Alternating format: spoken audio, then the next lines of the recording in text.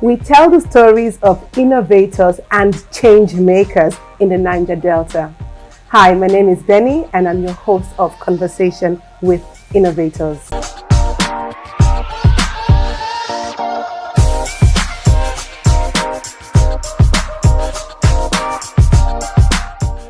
Today's guest is a passionate food vendor and a fast-rising foodpreneur, as she fondly refers to herself. She has a vision of replicating herself across Nigeria, and there is no stopping her.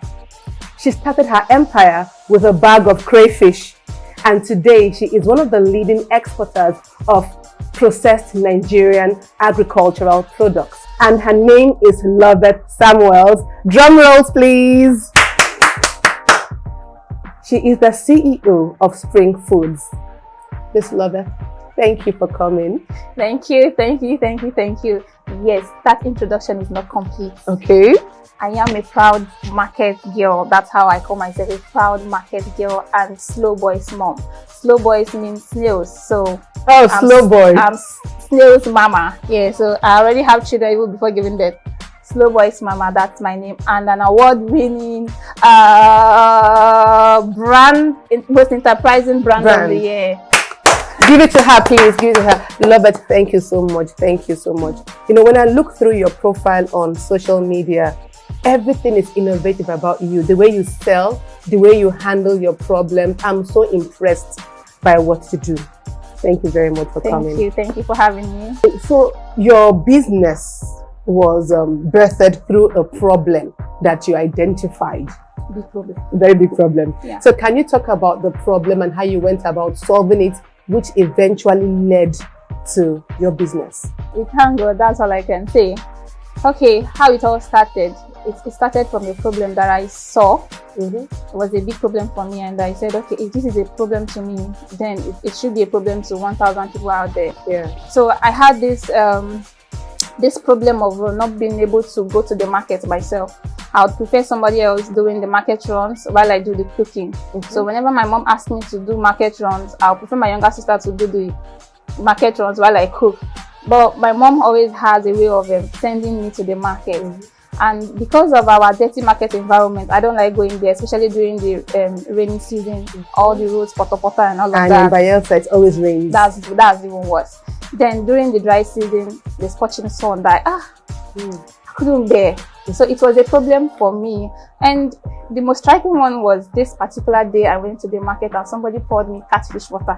You know how smelling that water is? I can imagine. Poured me catfish water and I got to their house. I was so furious. I was very angry with my mom. I said, see, don't send me go market again. No, I don't beg you. Say, make her they cook. Make my sister they go market. Don't send me go market again. She was just laughing. No, in her usual way, she was just laughing. I got into my room and I was just like, what is all this? Like, Nigeria is not for me.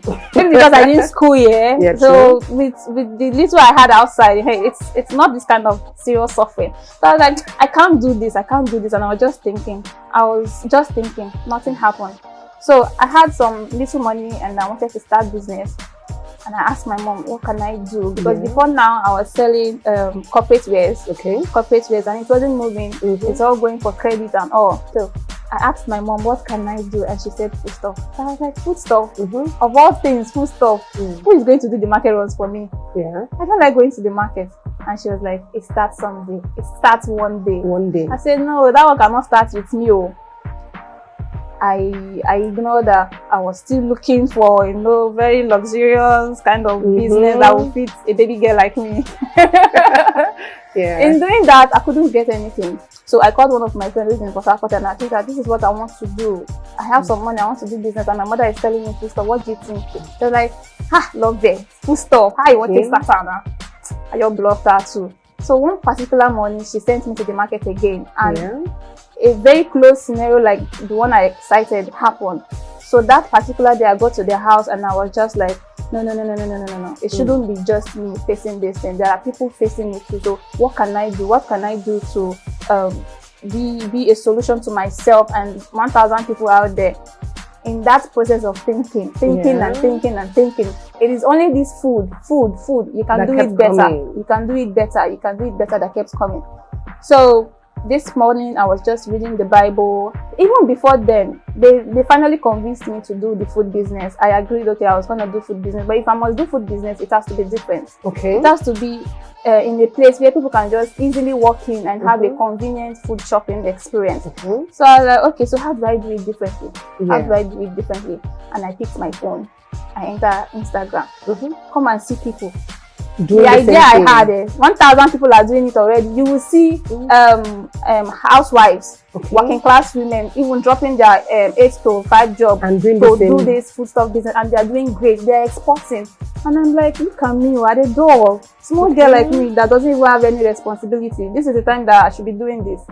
I got motivated, I got inspired, and I said, okay, I have to start.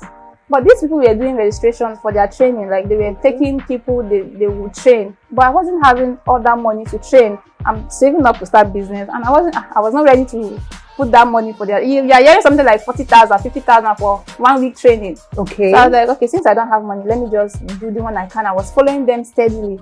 I'll put their post on notification. So when they make a post, I'll be like the first, second to view. So you were like learning from their posts. I was learning from their posts gradually, even before I started. So when I was finally ready to start and I needed a business name, what will I do? People were telling me, they were joining my name, Loveth Foods, Samuel's Food, Loveth this. I don't know, it cannot rhyme. It cannot rhyme. I call people that I know that are good with this name thing, thinking that it was a canal something. Seriously. So one fateful morning, I was just reading my Bible, then I came across Psalm 1 verse 3 where it says that there shall be like a tree planted by the riverside that will spring forth its fruits in due season, and its fruit will not wither away. I was like, I grabbed this one, spring. I grabbed it. This business I want to start with no idea, with hatred self. I'm going to spring forth. Amen. That's just it. That's where the sweet name Spring Food came from, and see us today now. We are springing forth across the world. That's just the story. That's how it started. It started from a problem from me, even before I started looking at the outside, like who is going to, who this is going to solve for. Yes. Okay, so now your business started about 2 years ago. Yes. And you were able to see phenomenal growth during the COVID-19 period. Talk about that. I'd say COVID was my own blessing in disguise. Yeah. In the sense that even before COVID, when I started my business with 1 bag of crayfish. Not laughing, I started my business with 1 bag of crayfish, and it will take me 3 months. Yeah? If it will sell 3 months. 2 months to sell 1 bag of crayfish. Why? Because it was packaged, it was clean, and my people, the typical Bayelsa man, is not so exposed to ideas like this. So they kind of like how will I say, they reject, let's say they frown at it. Yeah, they frown at it, like it wasn't something they are so used to. It was very hard for me to sell off that period. I would take 2-3 months to sell a bag of crayfish, because I'm waiting for those my everyday customers to finish using so they can buy again. That was how it started for me. But somehow God did it. I had money to even start big before, but when the money didn't come, I had to start small with a bag of crayfish. And along the line, the money came, and then we expanded, launched our office. That was February 22nd last year. And from February 22nd, when we stopped till COVID came, there was no sales. Not one sale. No sales. Me and my girl will go to shop. When we want to come back, we're looking for people to give us transport, because there was no single sale from the office. Why? These people, they were not just, it was a new idea. You cannot really convince them that leave the market, come and buy, come and sell what I've already selected, cleaned for you, that is looking all good. So they felt that, the packaging alone now money. Just the space alone is expensive. We cannot, this one not be for us. So even when you tell them, okay, this thing is affordable, they will tell you, even if not 200 naira difference, now something, I will go market. So it was like that.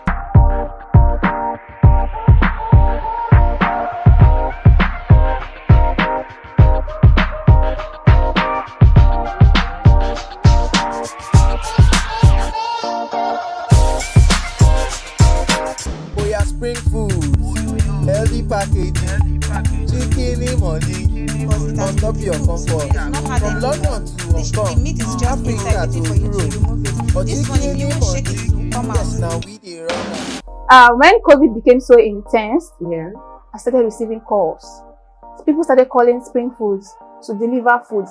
You know, COVID now, nobody was Going able to the to go market. to the market. Yeah, Yeah. the fear of going to the market. They started calling us. Please, can you deliver this? Can you deliver this at my office? Can you deliver it? Just like that. And that's how it started. Stock that we were not able to sell off in You sold. COVID, we sold it off in 1 week. We are now going to market to meet up with demand. Okay. While others were running from the market, You were me, going to the market. I was going to the market. I don't want to hear COVID.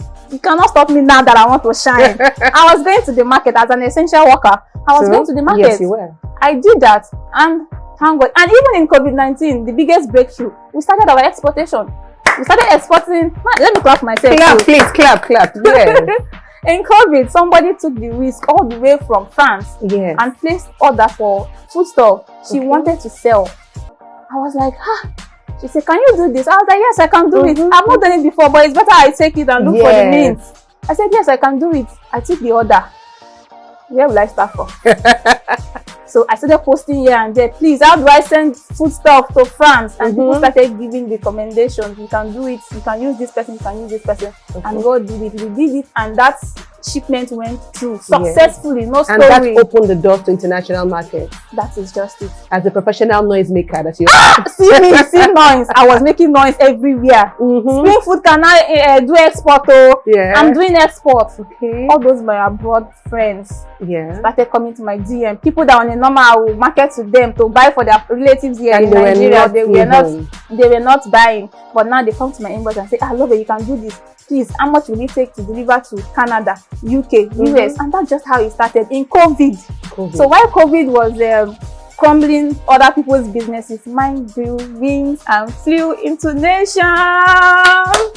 That's a very good one. That's a very good one. Congratulations. Thank you. So I'm hearing from your story, like behind every disappointment, there is a blessing in disguise. Yes. And for you, your own wasn't even in disguise; it was a full-on blessing. Koro. Okay, now, so we see everywhere with the influx of coaches. Since the pandemic, we have more and more coaches, and those coaches are coming with their different training programs, different training packages, training here and there, and they have been complaints anyway.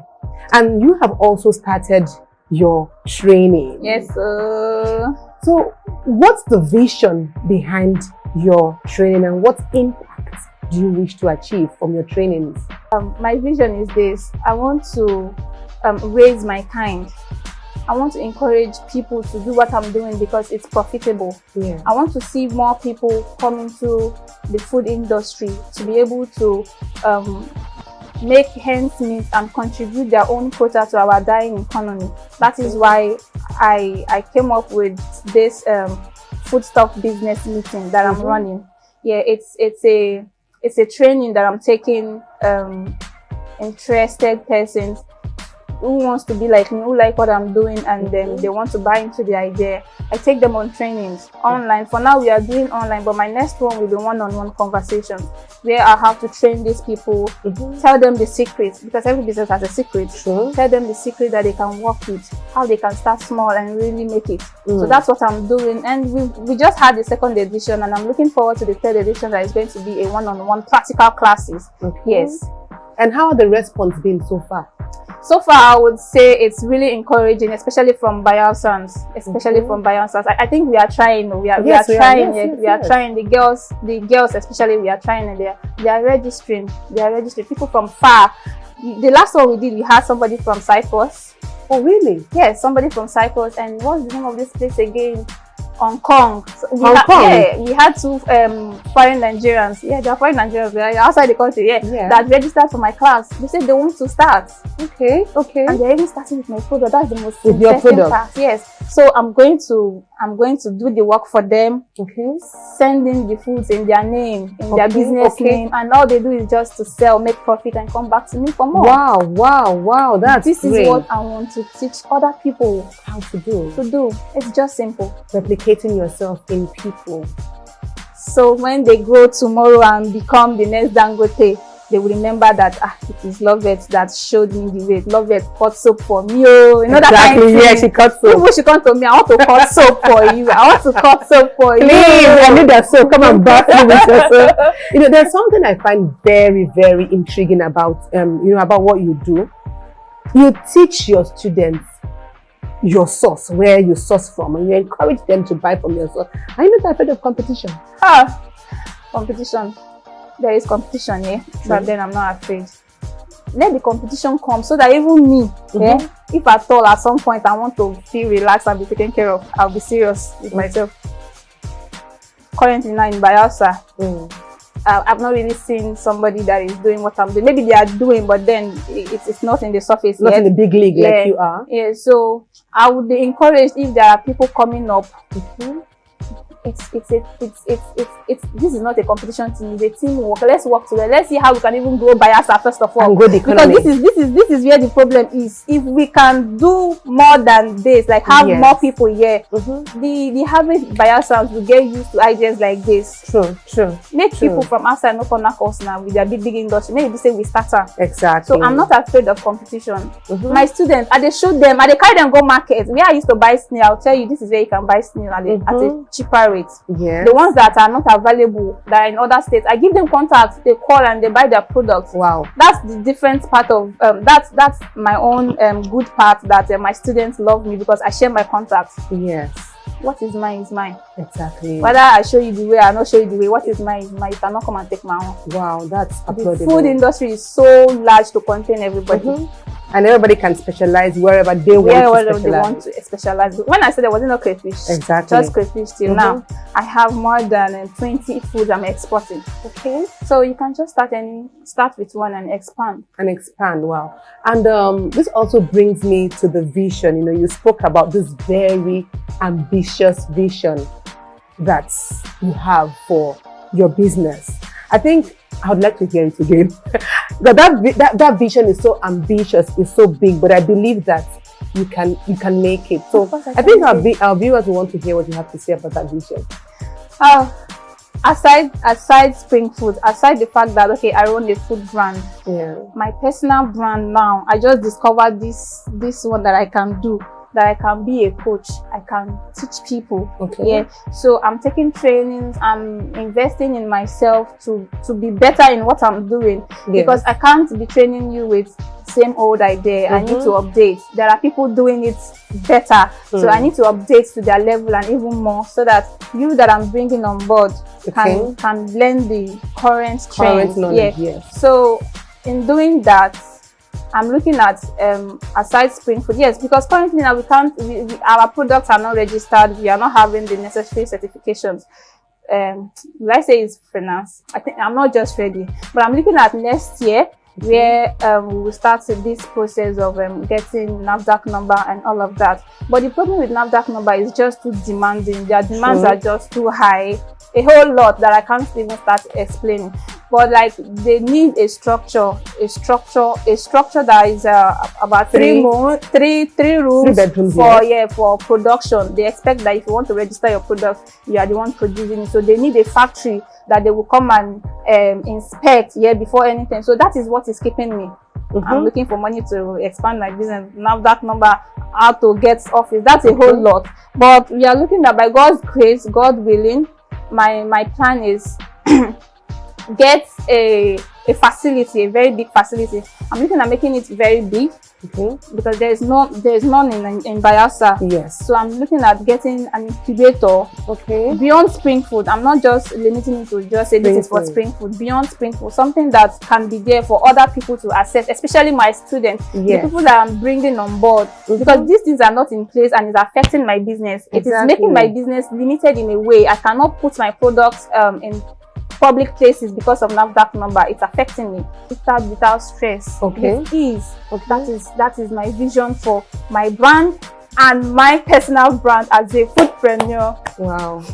Wow, your story is touching. Oh, thank you. I love your heart. Really? Yes, and I pray you get the facility you need for your incubator projects. Amen. All right, guys, thank you very much for staying to the end and watching and hearing the amazing Spring Food CEO, Miss Loveth Samuel, tell her story from a bag of crayfish to a global player. So please stay tuned next week, same time, for another fantastic episode of Conversation with Innovators. Bye-bye.